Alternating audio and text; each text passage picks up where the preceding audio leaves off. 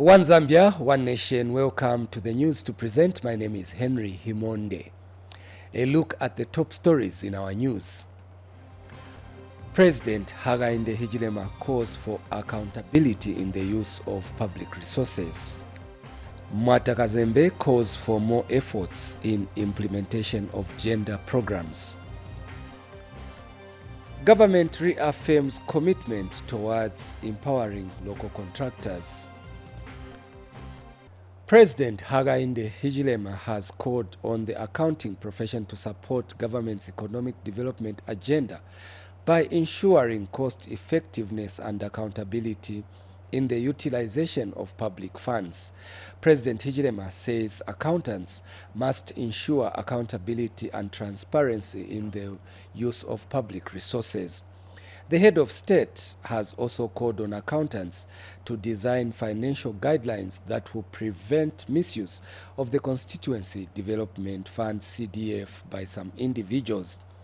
Mr. Hichilema was speaking during the 38th annual general meeting for the Zambia Institute of Chartered Accountants ZIKA in Livingstone today.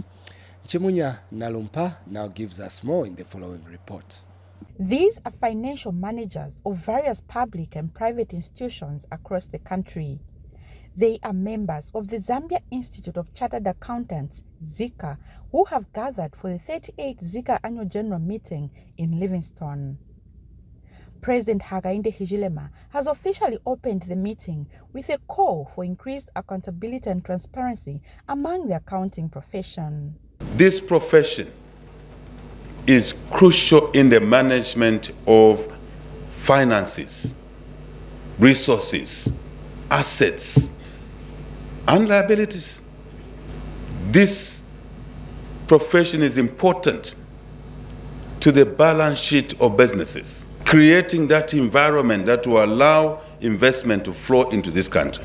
The president also used this opportunity to call for the review of the national taxation system. In our quest to grow the economy so that we can support the poor, the sick, the weak, the children, in a rule of law environment, law and order, I want to admit that our taxes are not the right ones. In some cases, they inhibit investment. Can we work with you in the tax reform area and these accountants? The Minister of Finance also spoke tough against the misuse of CDF funds. Government money now is to spend on useful things, not for playing games, CDF for example. But now there are human beings, people out there, who believe that because of increased amount of CDF, therefore everything that is procured by CDF should also be made artificially expensive. If you do that, you are on a collision path with us. For ZIKA President Cecilia Zimba, the financial transparency government has demonstrated is exceptional. ZIKA commends government's commitment to transparency and accountability in handling the nation's finances. It is with great pleasure that I acknowledge the Honorable Minister of Finance and National Planning diligent efforts in availing timely information and updates on budget performance, the utilization of public funds, and consistently keeping the nation informed. The Anti-Corruption Commission also has a message for the accountants. We have had accountants making payments where services have not been done. We are investigating accountants who have made payments where nothing has been paid. And actually, one of the recommendations, Madam President, that I would like to make is that as you train these accountants, they should also be trained in issues of corruption. Chimunya Nalumpa, Zanis, in Livingstone, Southern Province. And our staffer, Brian Siwisha, is covering the 38th Zambia Institute of Chartered Accountants, ZIKA, annual general meeting, which is currently underway in Livingstone. Here is a report. Small and medium entrepreneurs have been identified as the backbone of any growing economy. In Zambia, these SMEs also provide income and jobs for those who operate them. However, financing of these SMEs has always been deemed as a risk by financial institutions. But since government has successfully achieved the debt restructuring program, the financial sector is optimistic of lending more money to the SMEs. I think the challenges which we are having is basically the same as a sector, trying to grow the SMEs through the savings. I think the challenge which we have probably with the SMEs mostly is to do with them not when they're not paying back. And we all know for it to grow, we need to have a savings culture where everyone can tap in. So the mobilization of resources comes on board, then people borrow. On that understanding that they'll pay back for the next person to also borrow and grow. Obviously, the issue of interest rates will kick in. If we have a strong financial sector and the banking sector in this case, you'll find that people will be able to borrow more. But also the challenge comes in that if people are not paying back, you have that risk, and that risk is transferred into interest rate. So basically, I think what is really key for us is encouraging the savings culture so that the SMEs can borrow from there. And the Zambia National Commercial Bank says there's need to encourage a spirit of saving among SMEs if there's to be more money in the economy. Sovereign, as Zambia is able to improve the posture, it does have impact. So we need to also look at that context, and our expectation as a banking sector is that now that the sovereign has addressed the debt restructure issues, the cost of finance should begin to drop. And as we further innovate and identify solutions, the cost of financing should be able to drop. But it won't just happen. As I earlier alluded to, we must pay for that cost to continue to drop. And we all have a role to play in this, including ourselves as bankers, to identify those solutions that work. Accountants from all over the country have gathered in Livingstone for their annual general meeting, whose theme is the accountability and transparency, which has drawn over 1,000 participants. Brian Swisher reporting for Zanis in Livingstone.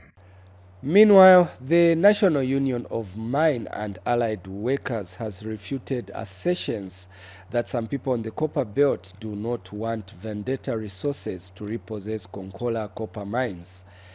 New Mau President So Simujiga says the mine workers and the Copperbelt community are in support of the government bringing back vendetta.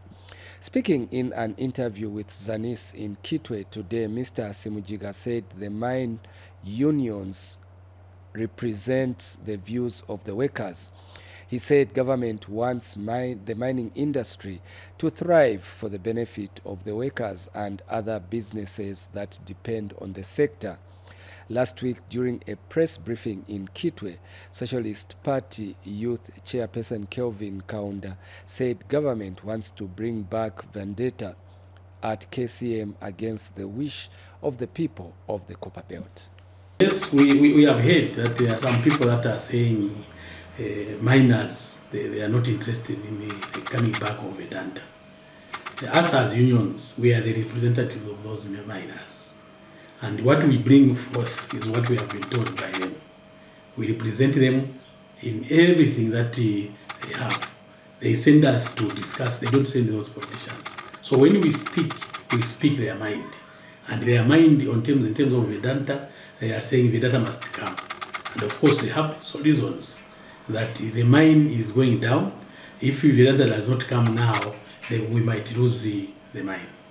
Minister of Small and Medium Enterprise Development Elias Mubanga says government has prioritized job creation through initiatives such as the opening of industrial yards and promotion of processing industries.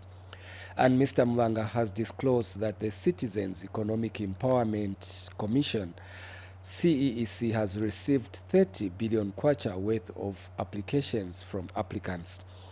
He further says his ministry has introduced the Wusulu scheme targeting those that are graduating from the Marketeers Booster Loans, which was providing between 500 to 5,000 kwacha.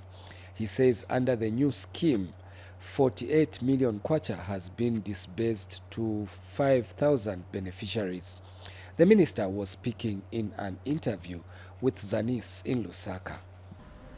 When we took office, we've formed over 110 cooperatives. We also be in the process of establishing what we call Zambia Enterprise Development. This is just in the process. But even if it's in the process, when we say Zambia Enterprise Development as a name, but we are doing a number of things under, this initiative, whereby we are working with our cooperating partners, the ministry, the Embassy of Finland. There's a program called AGS, which is Accelerated Growth for Small and Medium Businesses. This is a funded program by the Finnish government. And they picked up Lusaka, Central Province, and the Northwestern Province, where they've been giving grants to especially small-scale farmers. Now we are targeting those who are graduating now from the Marketeer Booster Loan. We are targeting those in that space, and we're giving from 5,000 to about 50,000. And we've also received, a number of applications, and we've actually given out up to over 48 million busulu has been given to 5,000 beneficiaries as I speak. And I think during the agricultural show, maybe that number hasn't even been added to this number I'm talking about. So we gave out a lot of them, over 400 again were given. So these are some of the achievements as a ministry we've done. Cooperatives as well have been targeted. As I said, this is now just to get into specifics. We've also given over 37.4 million to 227 cooperatives, giving them, when a cooperative, of course, a cooperative model is that they must come together and put their finances together. Make sure that they do have a capital. But at times, if their capital is not adequate, they would come to government. And this is why you've seen their figure is not so much. And on matters of gender, Senior Chief Mwata Kazembe of the Lunda people of Mwansabombwe district in Luapula province has called on leaders to pay more attention to the implementation of gender programs in the country. The traditional leader has noted that gender issues will only be addressed once the country focuses more on the implementation of gender programs. Details in the following report by Kennedy Chomba. In an effort to ensure that gender issues are addressed at local levels, government has embarked on the process of recruiting gender officers at provincial levels. Gender Division Permanent Secretary Mainga Kabika observed that the move will help improve the effectiveness of how gender matters are handled at local levels. I've been told that treasury operators come out. They'll give us more officers at the provincial level, and we are also chasing to have more officers at the district level. Because when we have officers up to district level, then it makes it easier, Your Royal Highness, for us to coordinate and implement those programs. The best is for us to employ here at district level, so that even when there is defilement cases, when there is GBV cases, even you as the Royal Highness of the area, you can actually take to task the program officer to say what is happening, why are you allowing these things to happen. During a Kete school name, Assembly notes that more needs to be done in the area of implementation if the country is to see great progress in addressing gender matters such as SGBV and child marriages. This country has to move forward. And we are the only ones, yourselves and us, who can make this country move forward. On a number of occasions I've attended workshops, you come up with resolutions, this and that. But those things will just be gathering dust. The implementation part of it has been very poor.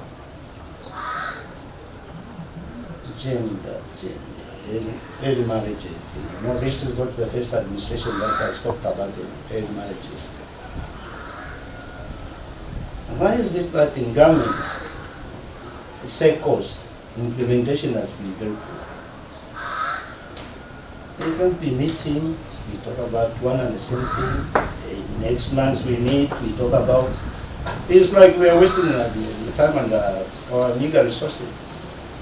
Kenneth Chomba, reporting for Zanis News in Mwanza District. In CDF News, Southern Province Deputy Permanent Secretary Yolanta Malunga has expressed concern over the poor quality of works on a 1x3 classroom block being constructed at Malundu Primary School in Monze District using the Constituency Development Fund, CDF.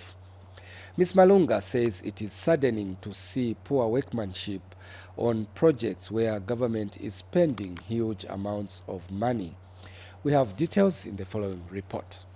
The Constituency Development Fund, CDF, has continued transforming the education sector through improved school infrastructure.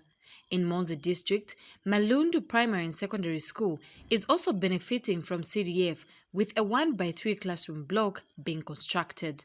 However, government is concerned with the poor workmanship of the structure. For every construction, and even under CDF or even under infrastructure. So what we do is the DC will engage the director who okayed this type of those frames which I've seen, so that we want when government is spending money through CDF, we want it to see the value of the same money. And this building, it has to stand a test of time, because I know it is going to cater for a lot of our children surrounding Malundu ward. The area councillor is here, even him is a witness to what we have just observed. But the building, to me, it is very, very okay, but it's just the finishing part which we are concerned with. It's very nice, very strong building. It was well done. No, she's saying it. But then guti kwaba butongo abo bambururwe kujita guti oyu muntu ayajona tukamuyande to do other work. Guy, we are not going to allow contractors who can do good job. You are aware. Malundu area councillor also raised some concerns. Have council through the office of director to come and inspect, more especially looking at this material that they have used here, so that these things are not so strong. So I had to engage the office to come and inspect and give a recommendation. Okay. Yes. So unfortunately, I understand they came, but they didn't engage me. So I don't know what their recommendation is at the moment. The school administration is, however, happy to have more infrastructure for the school. As we have already seen, it has been constructed on a different site from that of the primary school, in the sense that our school is a combined primary and secondary school, and currently we do not have infrastructure for the secondary school section. Once completed, it is going to help us a lot, because we are going to have enough, at least it is going to improve on classroom space. Kalunga Msonda, Zanis News, Monze District, Southern Province. And in a related development, Muchinga Province Minister Henry Skazwe says government will continue to empower local contractors with Constituency Development Fund projects. Mr. Skazwe was speaking when he officially handed over a 1x2 classroom block at Chipote Primary School. More in the following report. As the Constituency Development Fund CDF continues to make an impact in local communities, especially in the education sector, Local contractors have equally continued to benefit from CDF projects. In Isoka district, Chipote Primary School is one of the latest schools constructed under CDF by a local contractor. Speaking during the official handover of this 1x2 classroom block by the Mchinga Province Minister Henry Sikazwe, the minister reaffirmed government's commitment towards engaging local contractors in CDF projects. We have been emphasizing that we should empower our local contractors, and this is the reality. And you see, the idea is to make sure that our people, our local people benefit, because the money that he got from this is still remaining in the soccer. So this is the advantage of giving the business to the local people. And the soccer member of parliament, Marjorie Nakaponda, uploaded the quality of works exhibited on this project. I'm very happy because the contractor has done a good job, unlike other contractors, and to applaud the local council, they have taken a local contractor. We don't want contractors outside. The local contractor, Lewis General Dealers, is thankful to government for this opportunity. I think we've benefited a lot, and we just want to say thank you to our president for this great vision, the passion that he has for the nation. The new Chipote Primary School classroom block was constructed at a total cost of 339,000 kwacha using CDF funds. Henry Lumpa Jr., Zanis in Isoka, Mchinga Province. In Eastern Province, Davison Sakala reports that Chadiza district has started recording reduced cases of teenage pregnancies and maternal deaths following interventions by the district health office and other cooperating partners. Here are the details. Chadiza district is known for booming agricultural activities, but has also a negative reputation for recording high rates of teenage pregnancies and maternal deaths in Eastern Province. However, collaborative efforts by the Ministry of Health and supporting partners such as Care International have started scaling down the high teenage pregnancies and maternal deaths. Dr. Shisala shares the achievements of the Care International She Source project. So with the coming of the project, we have seen an improvement, like in terms of the numbers of teenage pregnancies that we have had in the past. Like I'll give an example. Last year, Q4, if you compare Q4 and this year, Q1, we are seeing almost 40% plus reduction in terms of teenage pregnancies. And that also has been explained by the issue of maternal deaths. I think at the district here, we haven't able to any maternal deaths to teenage pregnancies. So that also has shown an impact in terms of the projects that the FLP is putting in place. Issue of epidemic control when it comes to HIV, again, there is actually that realization. People are now, the teenagers have been actually sensitized on the needs to use preventive measures. Condoms, okay, abstinence, I think we are improving in those areas. Of course, with the issue of the project, that has actually seemed to be a positive that we have seen. Over 900 boys and girls have so far benefited from the She Source project aimed at reducing teenage pregnancies, rates of HIV, among others. We are working with 25 girls groups and 21 boys groups. Total membership is 982, of which 374 are boys aged 10 to 19 and 616 are girls aged 10 to 19. And beneficiaries of the project are appreciating the impact of the project here.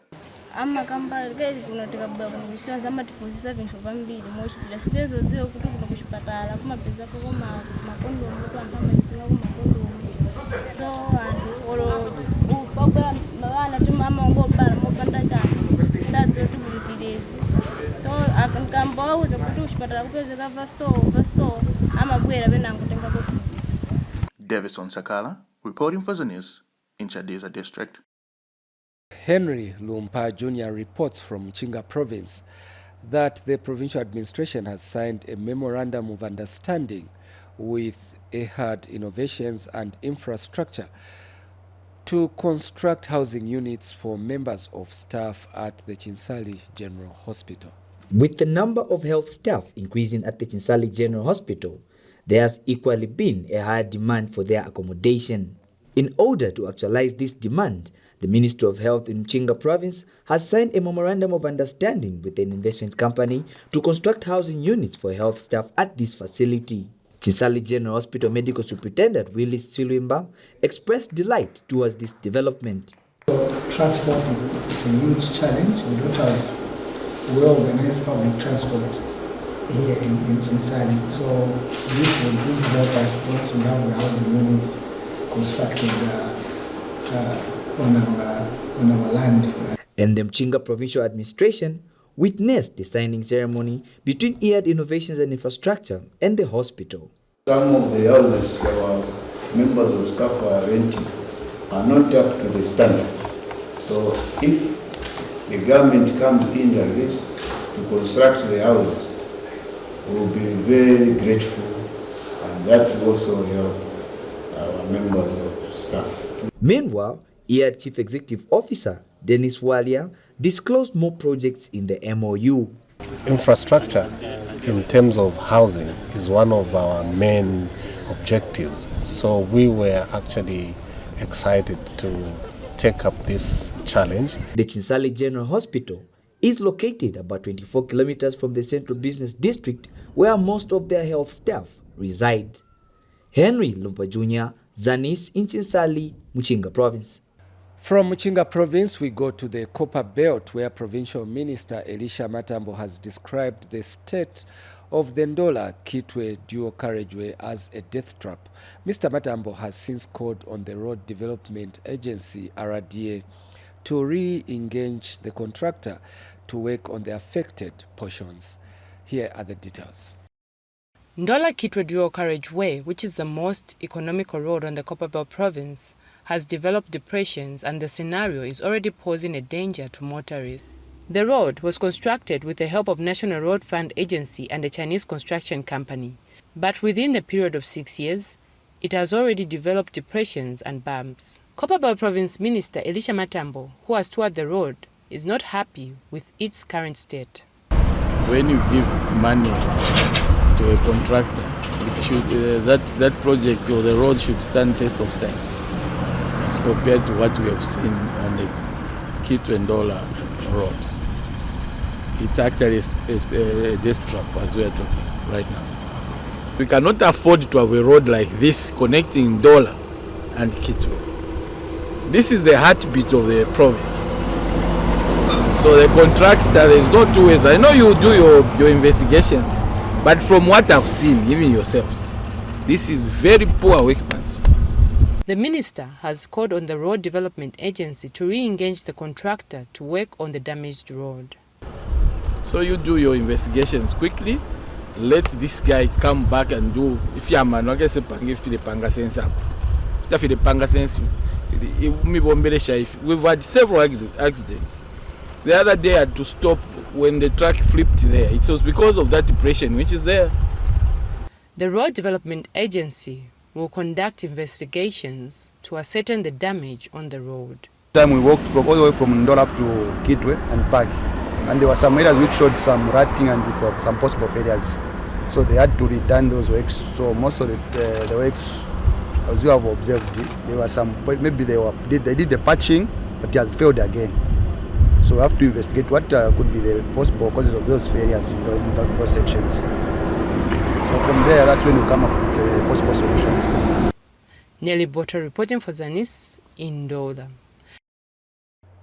And Chipata City Council in Eastern Province has embarked on the grading of roads that are in a deplorable state ahead of the rain season.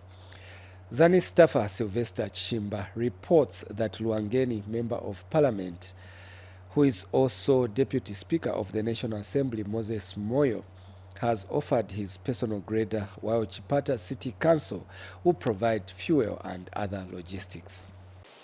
This is the road that links Chipata to Vubu district and passes through Luangeni constituency. The bad state of the road has prompted Luangeni Member of Parliament Moses Moyo, in partnership with Chipata City Council, to grade the road for easy movement of users. In the process of procuring our grader, that is yet to come. Maybe during the course of the month or early September. But nonetheless, I've decided to do 3 roads that have already been done. The road that goes to Solo, and the other road that goes to Kafoteka, and the other one that goes to Mulemba. So in total, the number of roads that we've done are 4. Total kilometers of the roads done currently stands at about 39 kilometers in Mwami and Singlewood alone. From here, we'll try to go to Cover Ward and Chikando Ward. I know these roads are not in a motorable state. We have to ensure that they're upgraded. And this will be maintained because we'll have the machine that we'll buy through CDF. And the people are happy with the initiative by the area member of parliament and the local authority. Sylvester Shimba for Zanis in Chipata District, Eastern Province. And finally, on the news desk, police in Lundazi District in Eastern Province have arrested a male aged 18 for alleged aggravated robbery and rape, while 3 accomplices are on the run. Police Public Relations Officer Ray Hamonga has confirmed in a statement to the Zambia News and Information Services. Mr. Hamonga identified the suspect as Jackson Sakala of Kalawa village in Chief Mpamba's area in Lundazi district. He said police received a report of a 20-year-old victim of the same village saying she was raped by 4 men who later took her phone and clothes. Brief facts are that on July 27th, around 20 hours, the victim, while on her way home from her elder sister's house, met the suspect at Chatao Bridge, who greeted her and got hold of her with the assistance of his 3 other friends and raped her, leaving her unconscious. Mr. Hamonga said the mother to the victim found her the following day around 6 hours lying along the road with her properties stolen. He said police visited the crime scene and instituted investigations which led to the apprehension of one of the suspects, while 3 others are on the run. And as we conclude the news, we take another look at the top stories. President Hakainde Hichilema calls for accountability in the use of public resources. Mwata Kazembe calls for more efforts in implementation of gender programs.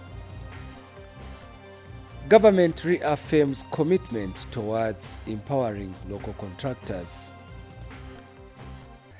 Thank you so much for watching the news. That is all we had packaged for you on behalf of the entire news production crew. My name is Henry Himonde. Until next time, it's goodbye.